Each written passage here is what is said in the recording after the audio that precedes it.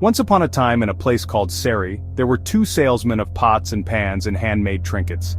They agreed to divide the town between them. They also said that after one had gone through his area, it was all right for the other to try and sell where the first had already been.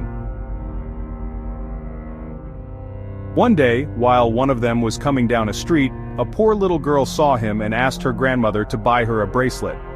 The old grandmother replied, "How can we poor people buy bracelets?" The little girl said, "Since we don't have any money, we can give our black sooty old plate." The old woman agreed to give it a try, so she invited the dealer inside. The salesman saw that these people were very poor and innocent, so he didn't want to waste his time with them. Even though the old woman pleaded with him, he said he had no bracelet that she could afford to buy.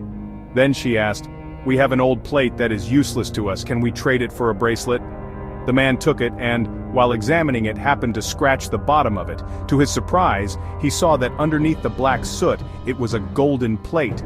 But he didn't let on that he had noticed it. Instead, he decided to deceive these poor people so he could get the plate for next to nothing. He said, "This is not worth even one bracelet. There's no value in this, I don't want it." He left, thinking he would return later when they would accept even less for the plate.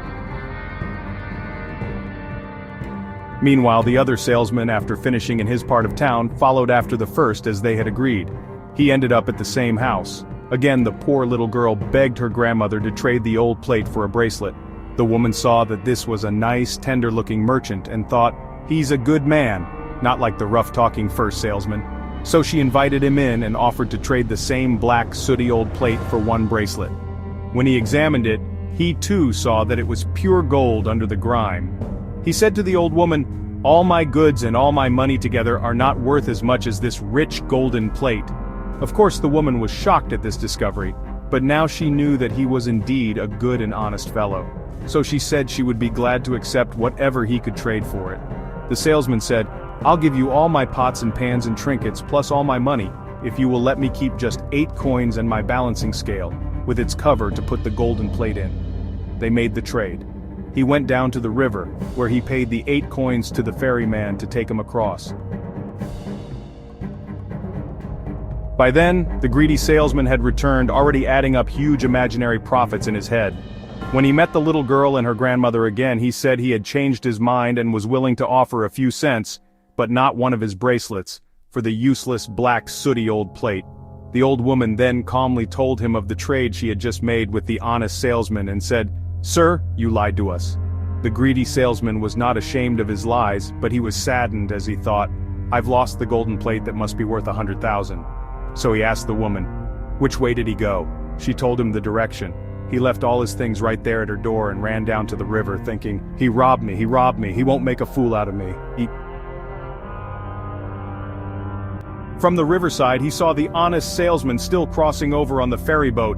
He shouted to the ferryman, "Come back!" But the good merchant told him to keep on going to the other side, and that's what he did.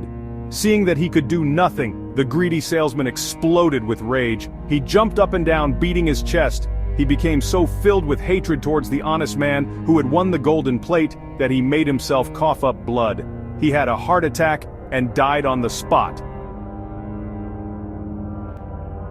Honesty, integrity, and fairness in dealing with others lead to true rewards, while greed and dishonesty ultimately result in loss and self-destruction.